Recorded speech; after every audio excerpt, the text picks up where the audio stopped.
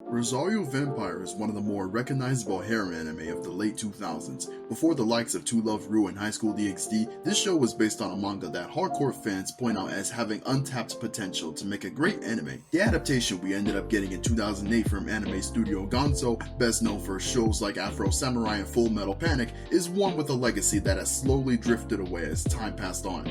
Then again, that is the case with anything with a temporary grasp on the throne and with barely any lasting power.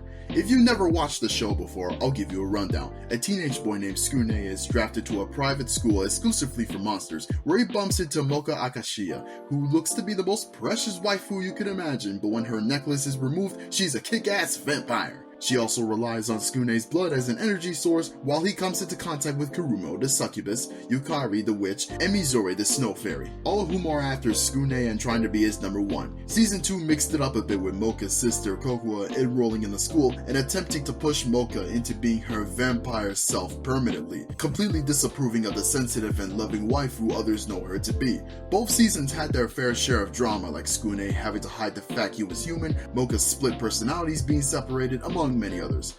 However, the anime only scratches the surface of what could have been. You see, the original manga debuted in 2004 and would go on to have a sequel that ran all the way up to 2014.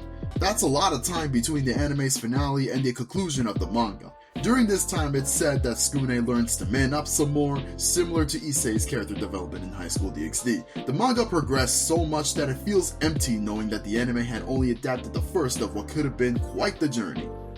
In addition, the anime is known to be vastly different from the manga, as it bears a more lighthearted vibe and focuses more on panty shots than it did on character development. It would rather break the fourth wall, bragging about how the anime wasn't like this before, and now this is happening, a gimmick that Deadpool had already mastered. The anime over the years has been getting a reputation that it was not as good as they remember it to be, that it had missed potential that was left unfulfilled. In fact, I've seen a bunch of comments about how a lot of you guys watched this show when you was in elementary or middle school.